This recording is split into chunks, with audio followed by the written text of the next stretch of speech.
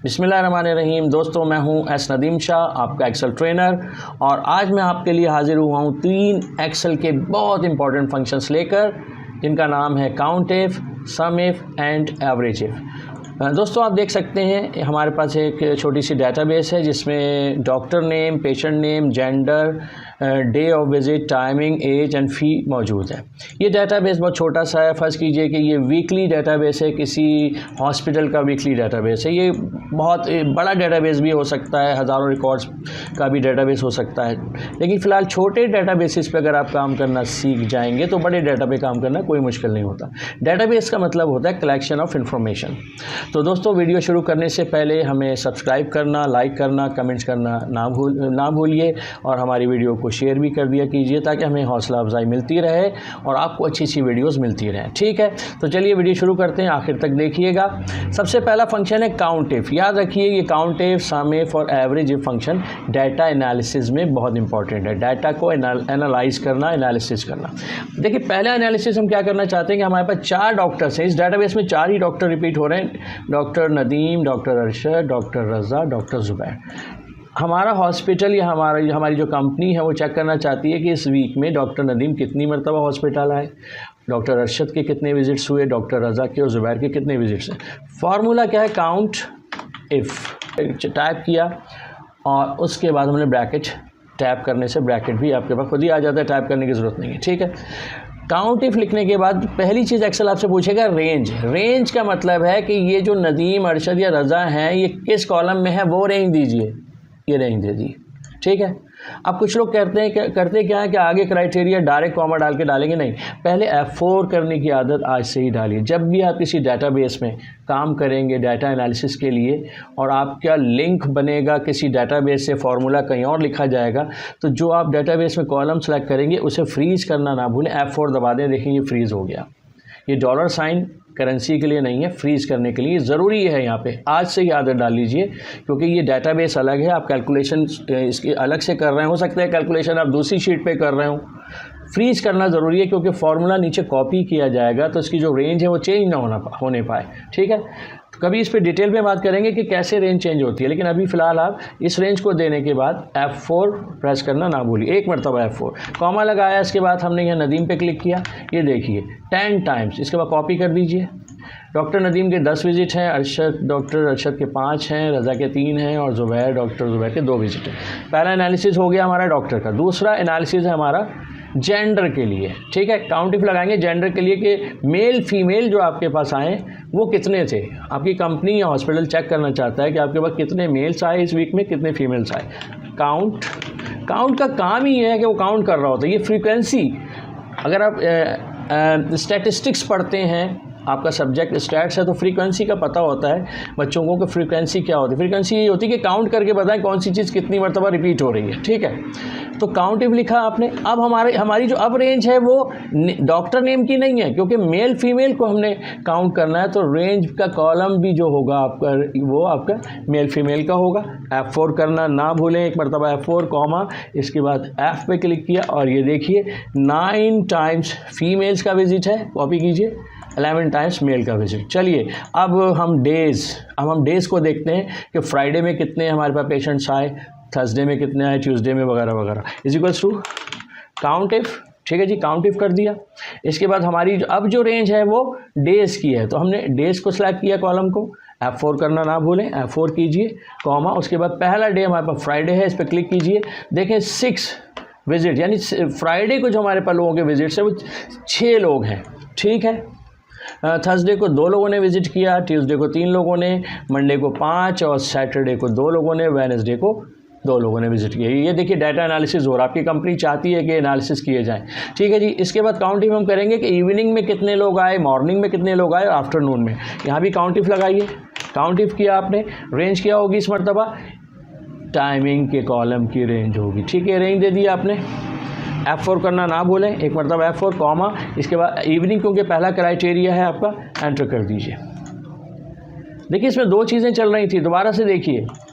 पहले रेंज होती है, यानी किस चीज़ को ढूंढ के लाना है। अगर यहाँ पे हमने टाइमिंग को ढूंढ के लाना तो पहले रेंज इस कॉलम की देंगे F4 के साथ, कॉमा, फिर क्राइटेरिया हमारा क्या है जिसको ढूंढना है। इवनिंग इसमें क्राइटेरिया था, जैसे पहला फार्मूला जो किया था इसमें हमने डॉक्टर नदीम हमारा क्राइटेरिया था, ठीक है।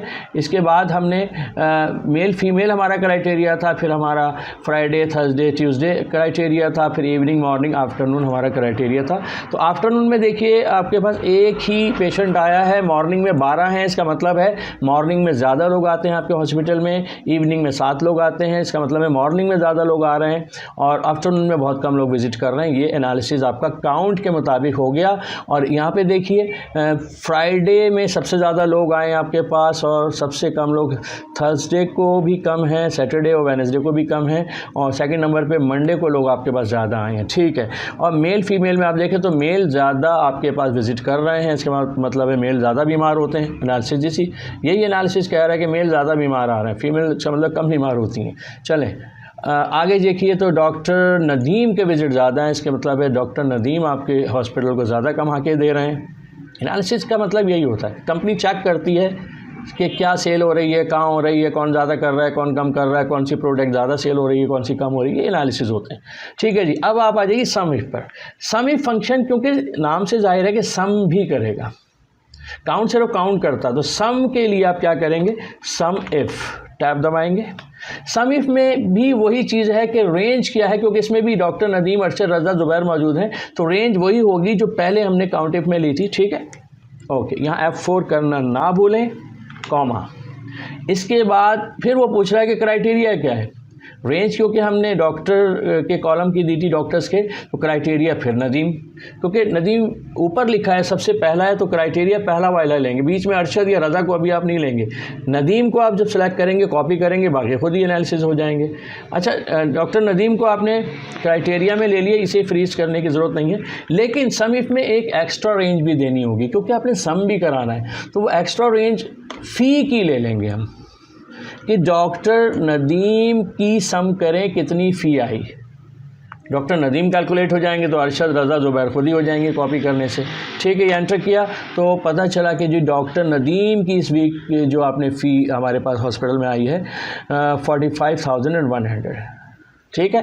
कॉपी कीजिए, लीजिए। डॉक्टर अरशद की आपके पास 18,600 एंड रज़ा की 9,100, ज़ुबैर की 5,500। इसका मतलब है डॉक्टर नदीम आपके पास विज़िट भी ज़्यादा आए हैं, इनकी फ़ी भी ज़्यादा आ रही है, आपके हॉस्पिटल को ज़्यादा कमा के दे रहे हैं।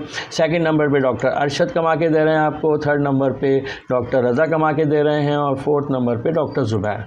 तो अब कंपनी कंसीडर करेगी आपका हॉस्पिटल के भाई क्यों कम विज़िट आ रहे हैं, किसी डॉक्टर के पास फ़ी कम क्यों आ रही है, लोग कम क्यों आ रहे हैं, तो वो चेक करेंगे। इसमें अब ये चेक करना है अगला कि सम इफ करें कि मेल की आपके पास फ़ी की कलेक्शन ज़्यादा है, ये फीमेल की, फिर वही सम इफ टैब। अब इसमें फिर वही रेंज, अब मेल फीमेल की रेंज ले लीजिए। पहले कॉलम सेलेक्ट किया, F4 करना ना भूलें, F4 किया, कॉमा, फिर पहला क्राइटेरिया है, इसमें फ़ीमेल पहले है, फ़ीमेल को लीजिए, इसे फ्रीज़ नहीं करना है। और एक एक्स्ट्रा रेंज जो मैंने कहा था इस मरतबा क्योंकि सम भी कराना है, फ़ी को भी F4 करना ज़रूरी है, ठीक है। अब देखें यहाँ पे हमने एक छोटी सी गलती कर दी जो कि नहीं करनी है, दोबारा से देखिए। Is equal to sum if जब किया था डॉक्टर नदीम के लिए तो आपने नदीम को सेलेक्ट किया था, ठीक है, यहाँ F4 करना ज़रूरी था। और यहाँ जब नदीम पे क्लिक किया F4 करना ज़रूरी नहीं था, लेकिन जैसे ही आप फ़ी का कॉलम भी सिलेक्ट करेंगे, ठीक है, इसे भी फ्रीज करेंगे। याद रखिए कि जब आप इधर की रेंज ले रहे हैं जो कि आपके डेटाबेसेस की रेंज है कॉलम्स की, तो दोनों रेंज को F4 से फ्रीज करना ज़रूरी है। फ्रीज से क्या होता है कि रेंज जब आप कॉपी करते हैं तो उसकी रेंज में तब्दीली नहीं होती, कभी इसमें बाद में डिटेल में बात करेंगे।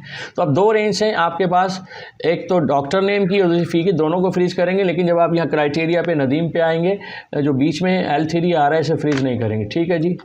लीजिए जी, एंटर किया, यस करने पे रिज़ल्ट आ गया, इसे कॉपी कर दीजिए, रिज़ल्ट दोबारा आ गया। तो मैंने दोबारा इसलिए फार्मूला लगाया कि पहली मरतबा में वो आखिरी वाला फ़ी की जो रेंज थी उससे फ्रीज करना भूल गया था, लेकिन याद आ गया, बताना ज़रूरी था।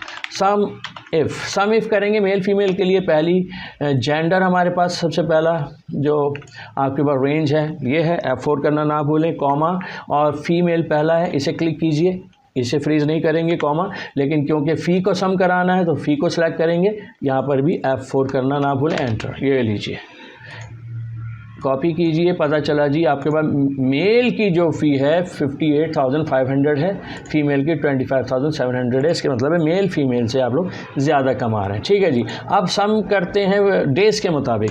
सम इफ, अब क्योंकि डेज़ क्राइटेरिया रेंज हमारे पास डेज़ की है, क्राइटेरिया हमारे पास जो है डेज़ हैं, तो पहले डेज़ के कॉलम को सिलेक्ट करेंगे, F4 दबाएंगे, एक मरतबा F4, फिर एक फ्राइडे पहले आ रहा है इस पर क्लिक करेंगे, इसे फ्रीज़ नहीं करेंगे, और फिर फ़ी को सिलेक्ट करेंगे एंड F4 करने के बाद एंटर कर देंगे, तो आपके पास पहला जो फ्राइडे की फ़ी कलेक्शन है वो आ चुकी है।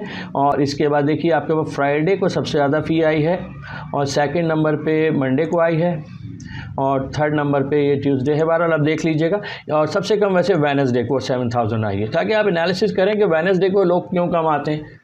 चेक कीजिए, आपकी कंपनी चेक करेगी। अब आ जाइए इवनिंग, मॉर्निंग और आफ्टरनून में। सम इफ, इस मरतबा हमारा क्राइटेरिया क्योंकि इवनिंग, मॉर्निंग, आफ्टरनून है, तो पहले आप इवनिंग मॉर्निंग वाले कॉलम को सिलेक्ट कीजिए, इसे फ्रीज करना ना भूलें, F4 कॉमा, उसके बाद इवनिंग हमारा क्राइटेरिया है, रेंज हमने दे दी है। इसके बाद सम की जो रेंज लेंगे फ़ी की, इसे सेलेक्ट कीजिए, F4 लगाइए और एंटर कर दीजिए। लीजिए जी, इवनिंग की भी आपके पास फ़ी आ गई कलेक्शन सबसे ज़्यादा मॉर्निंग में, यानी सबसे ज़्यादा फ़ी आपके पास मॉर्निंग में आती है, दूसरे नंबर पे इवनिंग में, और आफ्टरनून में बहुत कम लोग आ रहे हैं आपके पास। ठीक है, तो आप उम्मीद है ये समझ गए होंगे। आखिरी चीज़ एवरेज इफ़ है। याद रखिए, सम इफ और एवरेज इफ का तरीका लगाने का एक ही है। सम में टोटल करके दे रहा है आपकी फ़ी को कि डॉक्टर नदीम की टोटल फ़ी कितनी आई, या अरशद की, या मेल फीमेल की। एवरेज में एवरेज निकालेगा। अब जिनको एवरेज ही नहीं पता कि एवरेज क्या होता है, तो प्लीज़ मुझे कमेंट्स करें, मैं एवरेज पे भी वीडियो बना दूंगा। एवरेज का मतलब है मिड वैल्यू होती है, जिन्होंने स्टैटिस्टिक्स पढ़ी है उन्हें पता होता है। मीन भी कहते हैं इसको, स्टैट्स में इसको मीन कहा जाता है। बहरहाल अभी एवरेज लगाना सीखिए।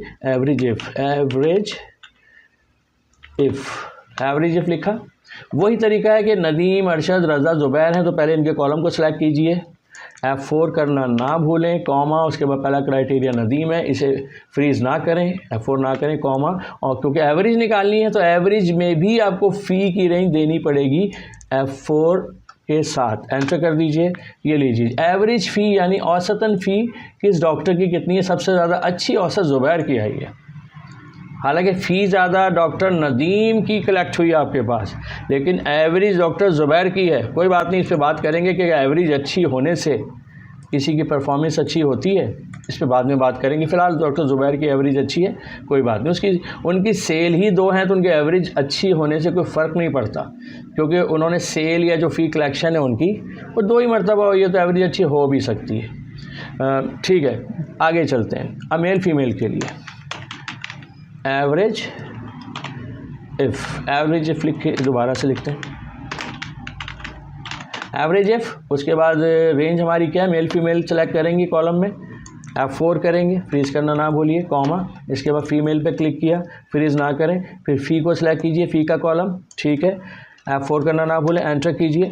आपके पास एवरेज मेल फीमेल की एवरेज फ़ी आ गई। ठीक है, अब डेज़ के हिसाब से एवरेज इफ़ बिल्कुल सम इफ से मिलता जुलता ही है, एवरेज इफ़ लिखना है बस आपने। एवरेज इफ़ सबसे पहले आपने डेज़ के कॉलम को सिलेक्ट करना है, F4 कर देंगे एक मरतबा, कॉमा, फिर फ्राइडे पे क्लिक करेंगे, कॉमा, इसे फ्रीज़ नहीं करेंगे। इसके बाद फ़ी को सिलेक्ट करेंगे, F4 कर देंगे और एंटर कर देंगे, तो आपके पास हर डे की एवरेज कलेक्शन ऑफ फ़ी आ जाएगी।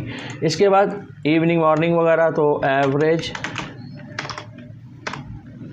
एवरेज इफ़ इवनिंग मॉर्निंग का आपको कॉलम सेलेक्ट करना है, F4 प्रेस करेंगे, कॉमा, फिर पहले इवनिंग आ रहा है इसे सेलेक्ट करेंगे, इसे फ्रीज़ नहीं करेंगे, और इसके बाद फ़ी के कॉलम को सेलेक्ट करेंगे, और इसके बाद F4 प्रेस करके एंटर करेंगे, तो आपके पास मॉर्निंग, इवनिंग, आफ्टरनून की एवरेज फ़ी कलेक्शन आ गई है।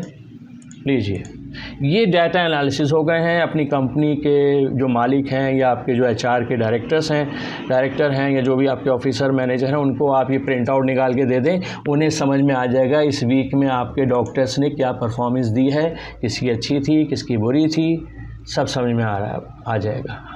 ठीक है, उम्मीद है आपको ये वीडियो पसंद आई होगी। अगर कोई प्रॉब्लम हो तो मुझे कमेंट्स करें, अगर समझ में ना आए तो मेरा नंबर स्क्रीन पे आ जाएगा, अगर आप लोग ऑनलाइन ट्रेनिंग लेना चाहें या फ़िज़िकल ट्रेनिंग लेना चाहें या कोई मशवरा लेना चाहें तो मुझसे ले सकते हैं। मेरी जल्द एक्सेल की 2024-25 पर जो नए वर्जन पे किताब मार्केट में आने वाली है, पेटीवाला पब्लिशर जो है बंस रोड पे कराची में, वो इसे पब्लिश कर रहे हैं। काम चल रहा है, इंशाल्लाह जैसे ही मार्केट में आएगी बुक मैं शो कर दूँगा। अल्लाह हाफिज़।